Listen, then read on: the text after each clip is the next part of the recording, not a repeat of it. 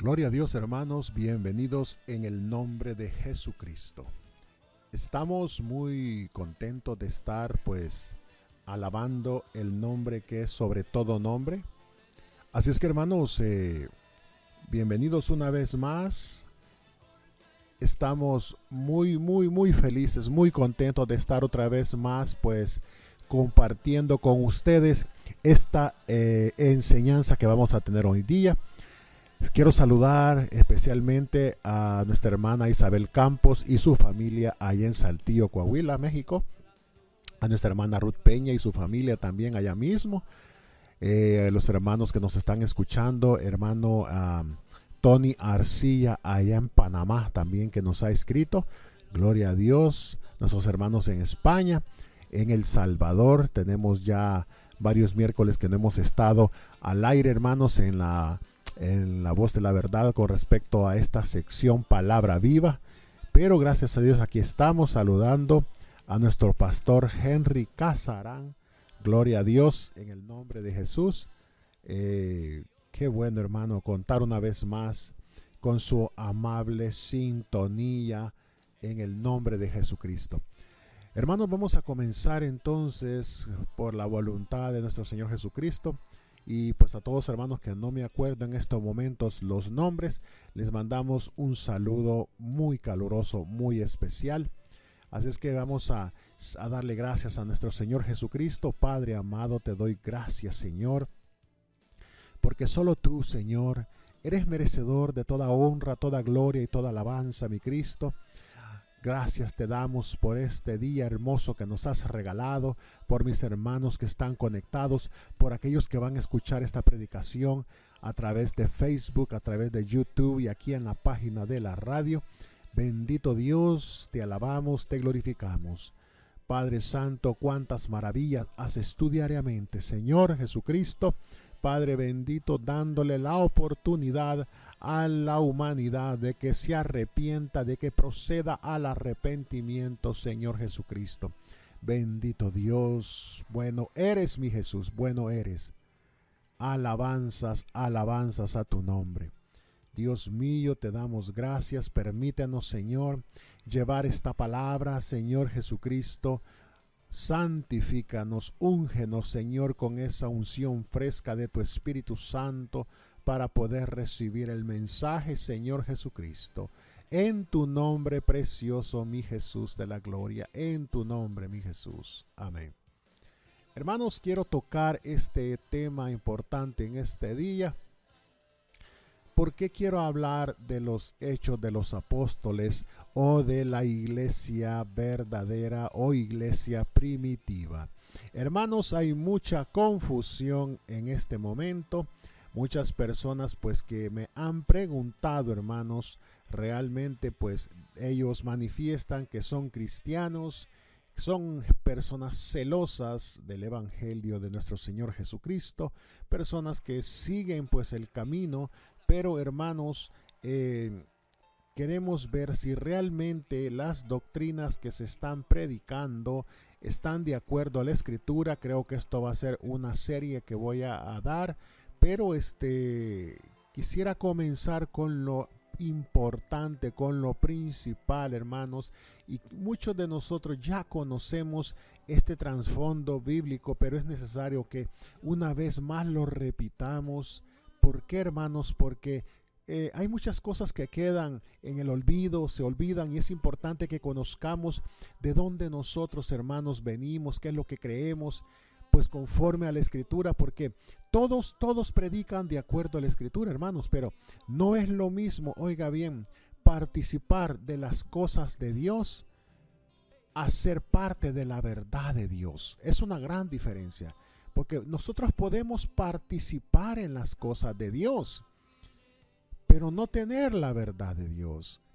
Y aquí se trata, hermanos, y muchos otros tenemos la verdad de Dios, pero no participamos en las cosas de Dios. Entonces es muy importante, hermano, por lo que vamos a hablar hoy, de la importancia del libro de los Hechos. Todos los libros en la Biblia, los 66 libros, los maravillosos libros, es el gran libro de Dios. Son libros inspirados por el Espíritu Santo, aliento de Dios para nuestras vidas. Pero hay algo que resalta en el libro de los Hechos, y es algo que Dios lo trae en su plan maravilloso y divino desde el principio de la creación.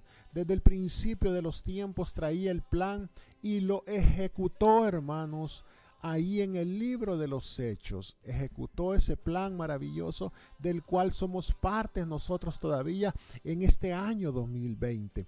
Pero mire, hermanos, el libro de los Hechos es el único, oiga bien, libro histórico del Nuevo Testamento, porque es la fuente que tenemos nosotros principalmente de información sobre la iglesia primitiva.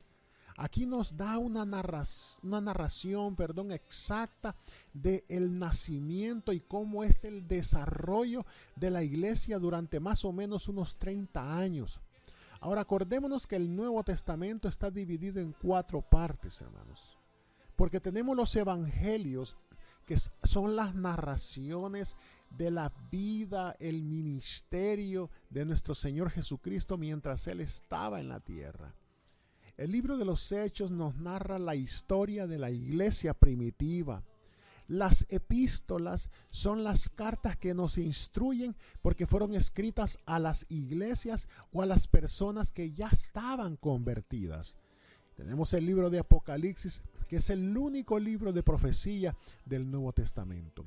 Pero hermanos, si nosotros queremos saber o conocer esa experiencia que la iglesia primitiva tuvo, debemos de leer el libro de los Hechos, porque no vamos a esperar encontrar plan de salvación en las epístolas como muchas iglesias o doctrinas buscan a través de las cartas paulinas. En el libro de Apocalipsis buscando planes de salvación, o en el Antiguo Testamento. Es que no hay, hermano. ¿Por qué? Porque el único lugar donde encontramos el verdadero plan de salvación, donde el Señor ejecuta su plan de salvación, hermanos, oiga bien, es en el libro de los Hechos.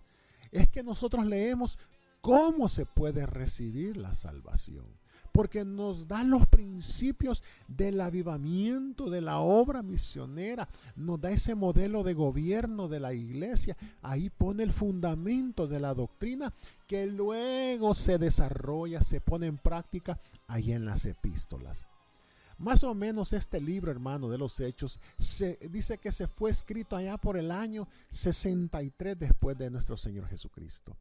Y la razón, hermano, pues de que se le puede poner una fecha a este libro es porque cuando el apóstol Pablo llegó a Roma a principios del año 61, el libro está terminando con la declaración de 2 años enteros del primer encarcelamiento que tuvo el apóstol Pablo. Por eso se sabe más o menos la fecha, que es el año 63 después de Cristo. Ahora, el libro no menciona, hermanos, tampoco el incendio de Roma en el año 64 después de Cristo, la persecución de los cristianos, la destrucción del templo y Jerusalén en el año 70 después de Cristo. Por eso es que se cree que el libro debe haber sido escrito antes de todos esos sucesos. ¿Quién fue el autor de este libro, hermanos? Pues fue Lucas, el médico griego. Escribe este libro. Era compañero del apóstol Pablo. Dice que se juntó con él ahí en Troas. Porque usa ese pronombre personal nosotros, indica que cuando Lucas fue compañero de Pablo, ahí en Hechos 16, del verso 10 al 17, y en Hechos 20 y en Hechos 27, ¿por qué, hermanos? Se sabe que el escritor Lucas, porque las secciones nosotros, está haciendo mención de los otros compañeros de Pablo. Entonces, es evidente que este libro fue escrito por el mismo autor que escribió el Evangelio de Lucas. Acuérdese, Lucas era griego, él no era judío. Colosenses 4, él se distingue como de los circuncidados. Él responde la petición de ir a Macedonia con Pablo y fue el encargado de la iglesia de Filipos por 6 años, porque estaba con Pablo durante su segundo encarcelamiento. Lo podemos leer en 2 de Timoteo, capítulo 4, verso 11. Aún, hermanos, él se refiere al Evangelio de Lucas como el primer tratado. El libro de los Hechos es como la continuación del Evangelio y comienza en el punto donde el Evangelio exactamente de él termina, si usted lo empieza a leer. Ambos libros, estos dos libros, hermanos, tanto el Evangelio de Lucas como el libro de los Hechos, escritos por el mismo autor, inspirados por el Espíritu de Dios, ¿verdad?, fueron dirigidos a Teófilo. O sea, no cabe duda que era un oficial griego o romano que tenía un nombre griego. Aunque se sabe muy poco de él, hermanos, Lucas le da un título de excelentísimo.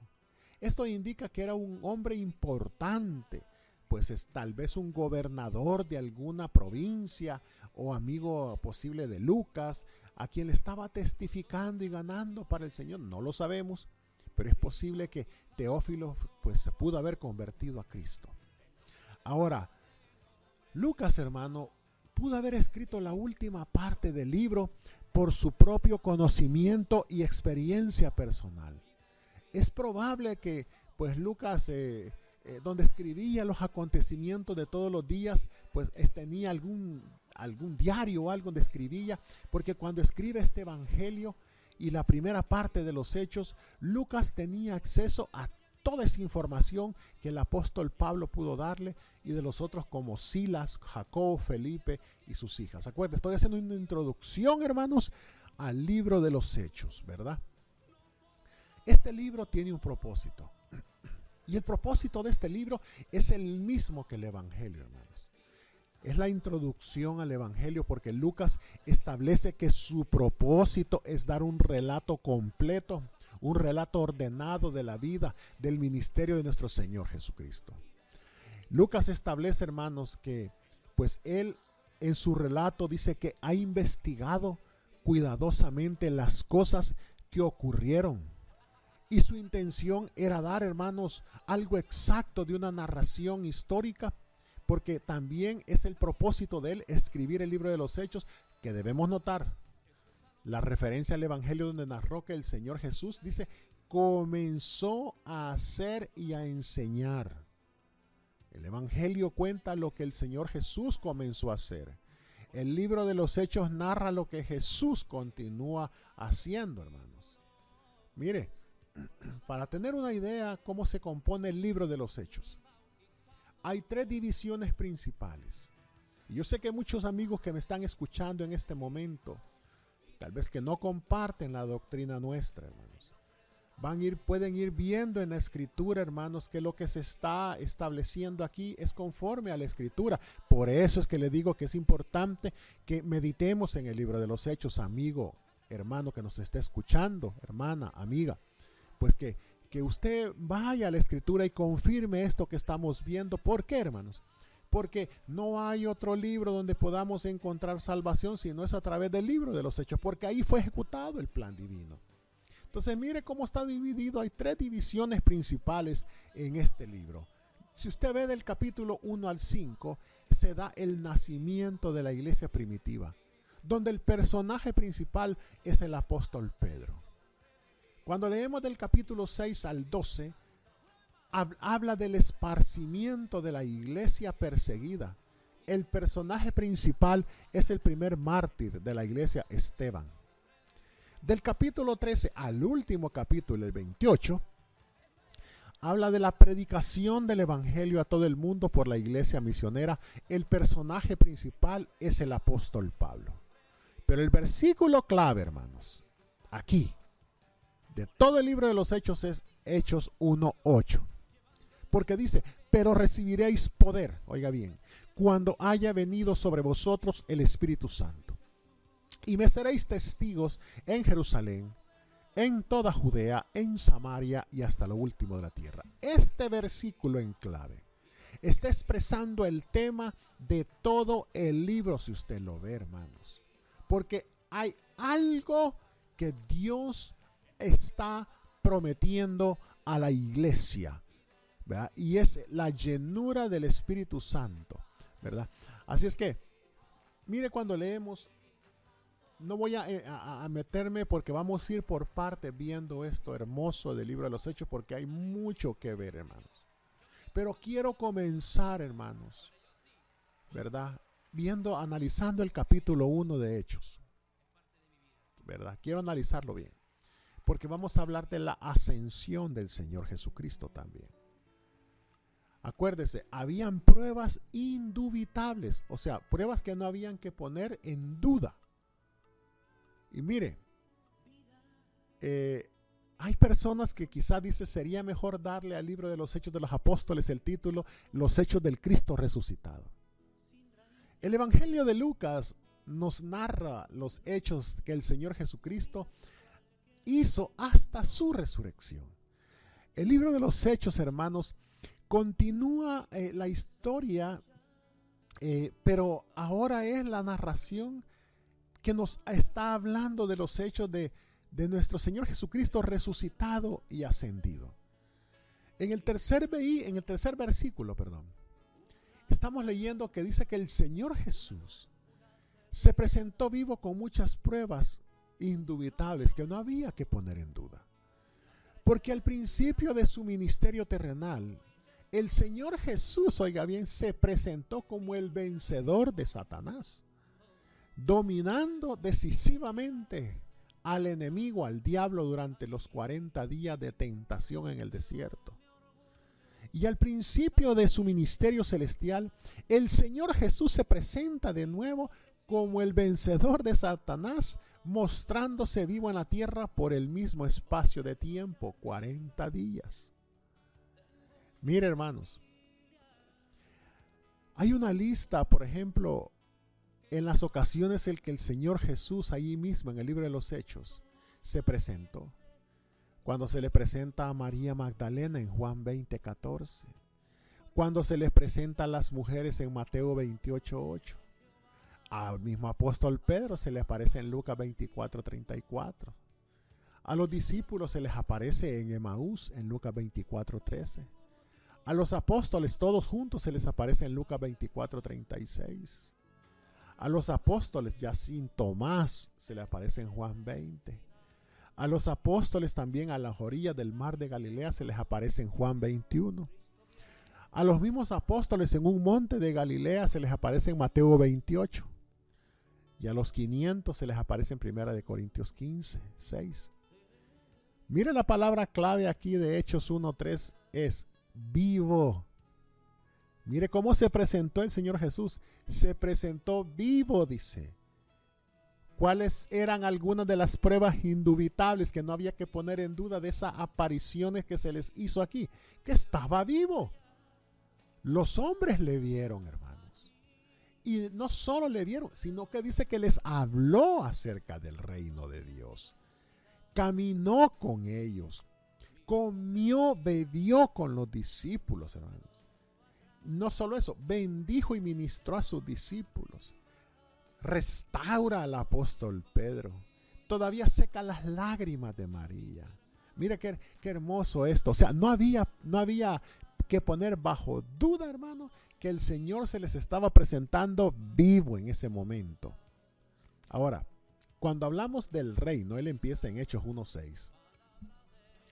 Y leemos la última pregunta que los discípulos le hicieron al Señor Jesús antes de su ascensión.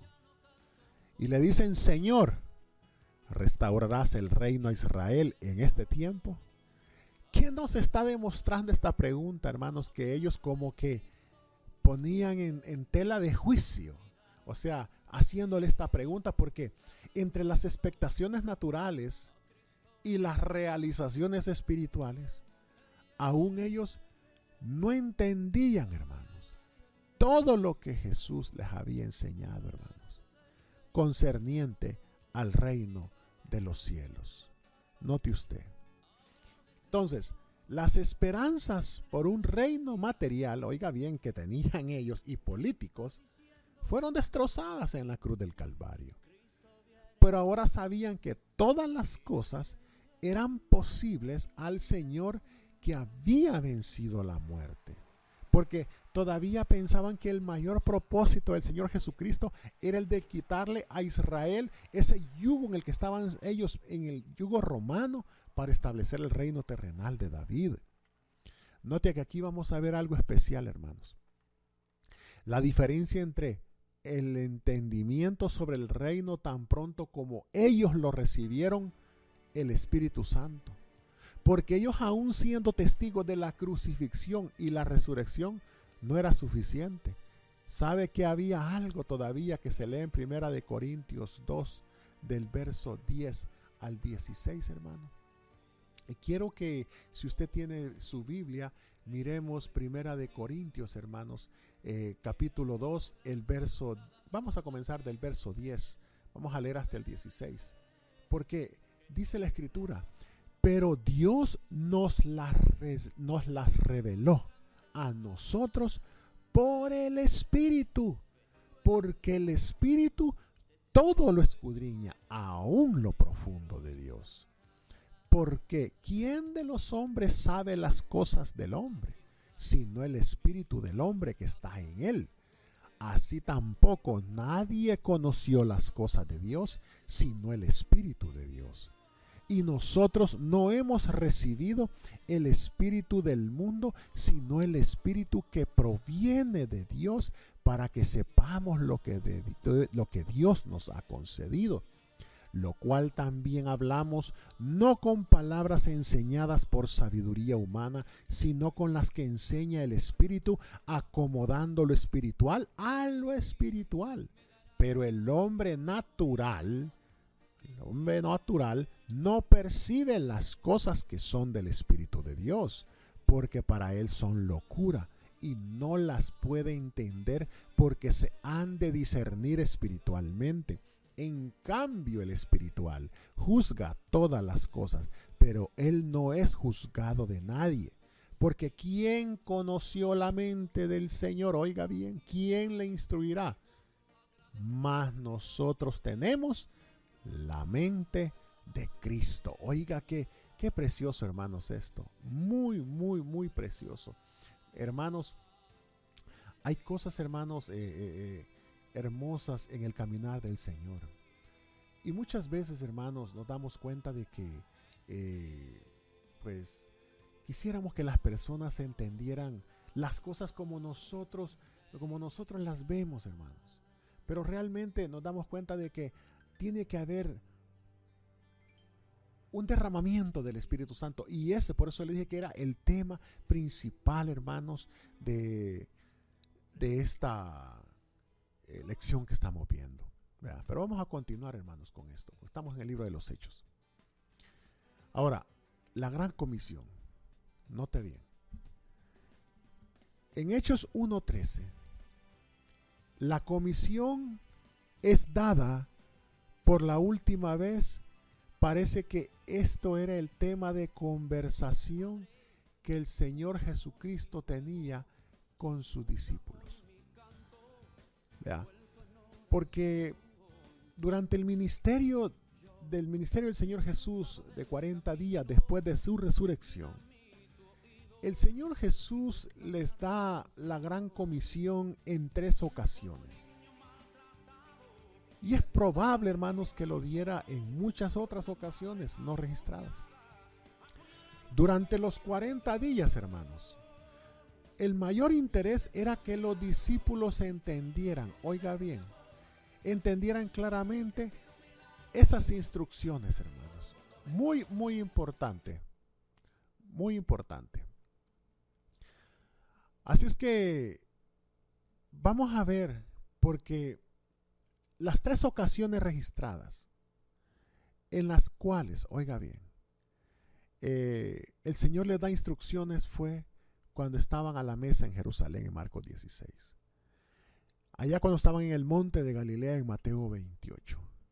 Y en el monte de los Olivos antes de la ascensión en Lucas 24.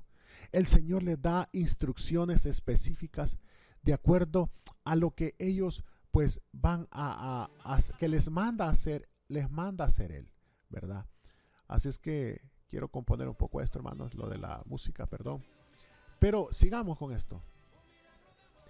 La gran comisión, hermanos, que dio a los apóstoles las órdenes de marcha, las cuales debían obedecer explícitamente sin vacilar ni preguntar. Oiga bien, es una orden que el Señor les dio. Y no solo les dio la orden a sus discípulos, sino que también les da la autoridad de obrar en el nombre de Jesucristo, porque hay 5 mandamientos en esa comisión. Les dice ir, oiga bien, les dice predicar, les dice enseñar, les dice bautizar y les dice guardar.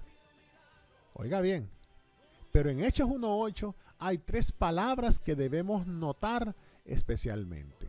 ¿Se acuerda cuando empezamos a hablar en Hechos 1:8 que le dije que íbamos a hablar más adelante? ¿Qué les dijo? Recibiréis poder. En griego la palabra que quiere decir poder y que se usa en el texto es la palabra de la que deriva la palabra dinamita. Significa un poder que va a ser explosión del evangelio alrededor del mundo. Note lo que recibimos nosotros, poder, dinamita, hermanos. Esa explosión de predicar este evangelio. El segundo punto es que dice que íbamos a ser testigos, que viene de la palabra griega que también da origen a la palabra mártir. Para ser testigo es necesario tener el espíritu de un mártir, oiga bien, de una persona que esté dispuesta a como sea, testigo, así nos quiten la vida, así nos denigren, así nos humillen, ¿verdad? Así nos amenacen, pero tenemos que ser reales testigos, hermano, ¿verdad? De ese poder, de esa experiencia del Espíritu Santo.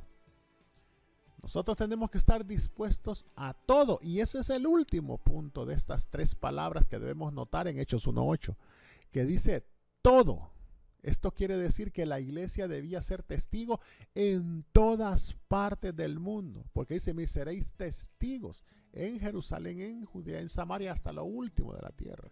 No tenían otra alternativa, hermanos, porque era una promesa del Padre en el versículo 4. Esa fue la promesa, el bautismo del Espíritu Santo. En Juan 14:16 dice, la cual oísteis de mí. O sea que se está refiriendo a las muchas promesas que Jesús mismo había dado acerca del Consolador. Mire que debemos notar que el Señor Jesús les mandó que se quedaran en Jerusalén hasta que llegara el Espíritu Santo. Esto indica, ¿qué está indicando esto? Que no podían escoger. Ahora, nosotros también somos mandados hoy, debemos obedecer.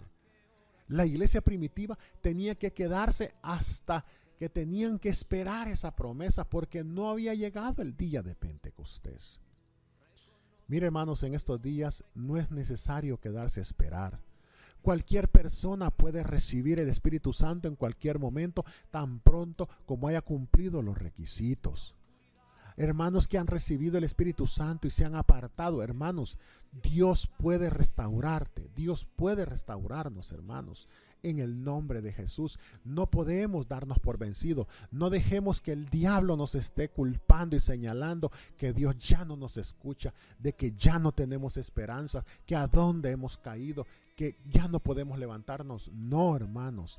Dios todavía en su misericordia y en su gran amor está todavía esperando el momento que tomemos la decisión de poder levantarnos y caer nuevamente a los pies de Cristo, y Él nos levanta y nos restaura, porque son promesas de nuestro Dios, hermanos.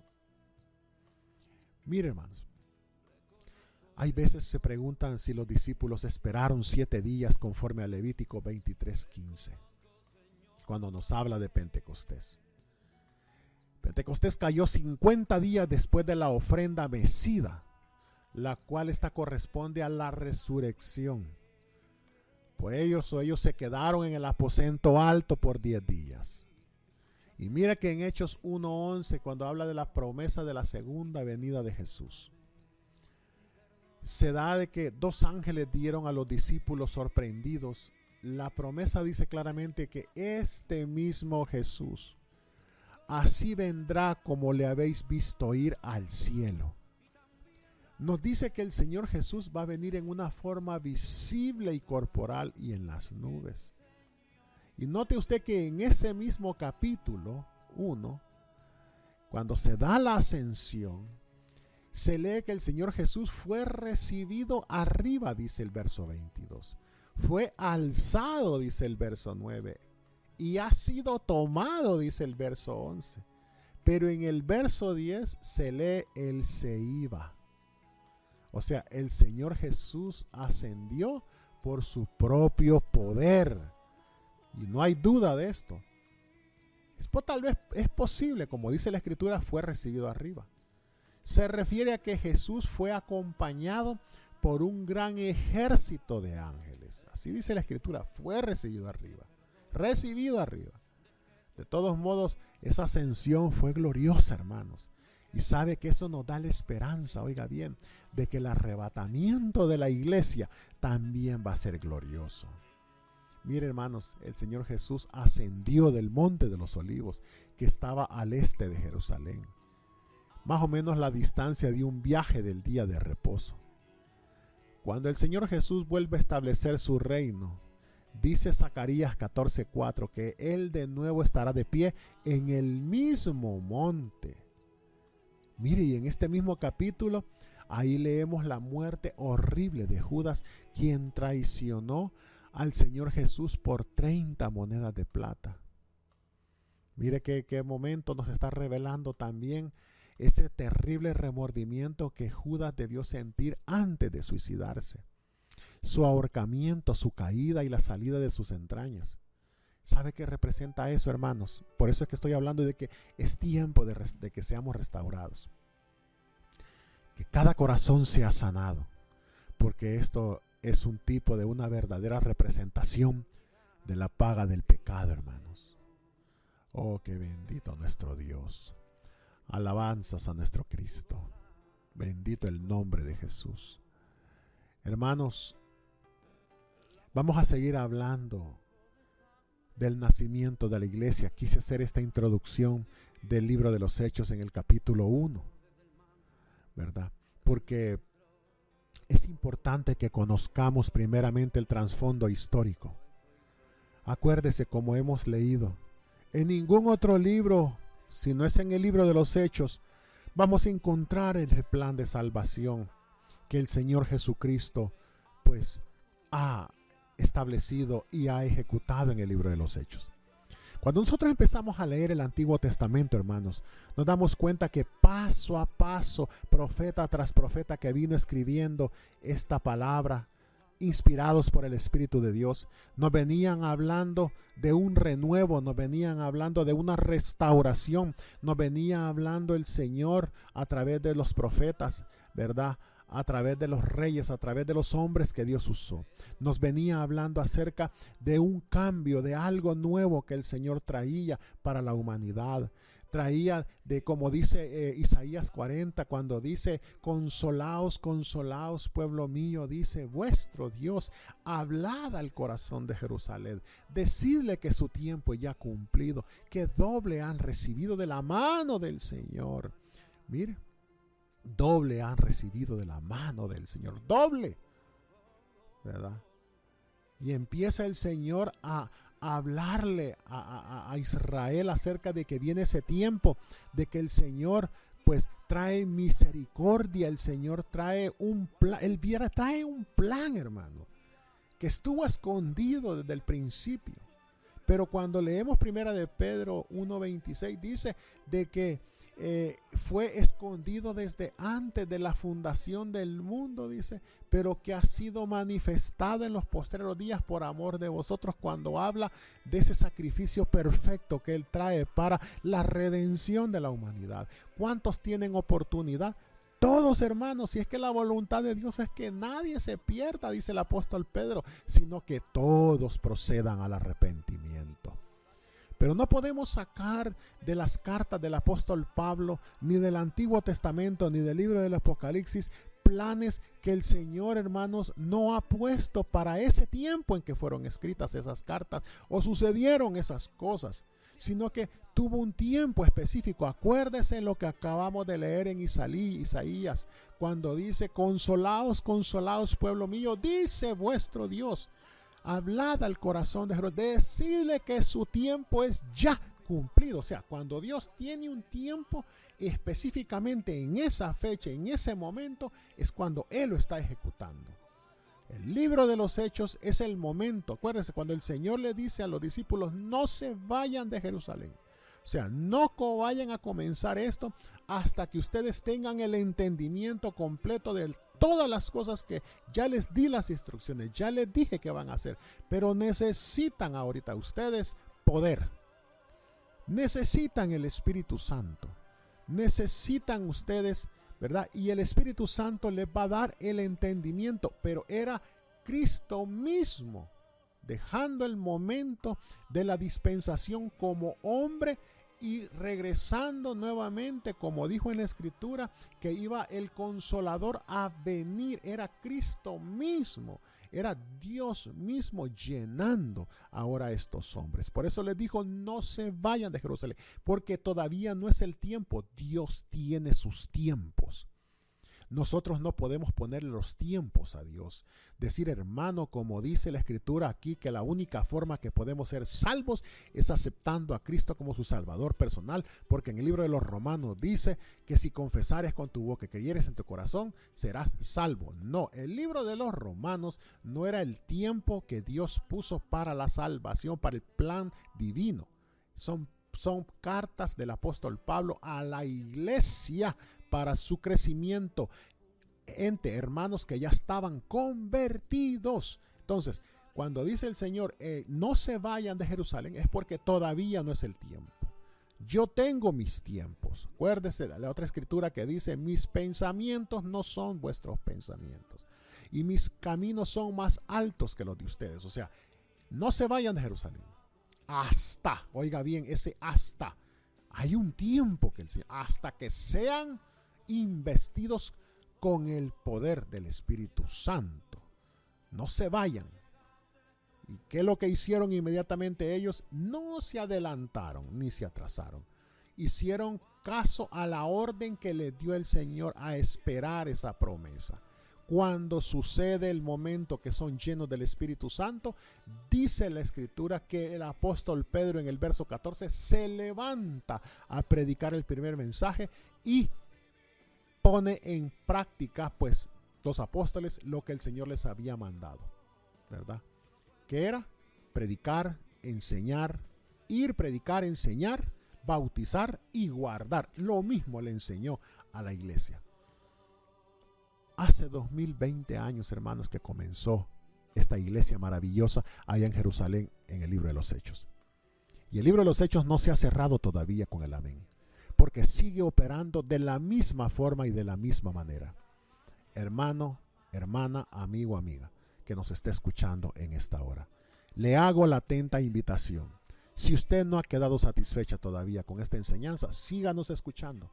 Pero, oiga bien, vaya a las Escrituras, comience a meditar no le digo a leer, a meditar en el libro de los Hechos, y se va a dar cuenta que el mismo mensaje que se predicó ahí en el nacimiento de la iglesia es el que seguimos predicando ahora, la iglesia apostólica, ¿verdad? La iglesia pentecostal. Paz de Cristo, amados hermanos. Gracias por estar en sintonía de la voz de la verdad, la emisora que alaba a Jesucristo. Paz de Cristo, y nos estaremos encontrando próximamente. Gloria a Dios.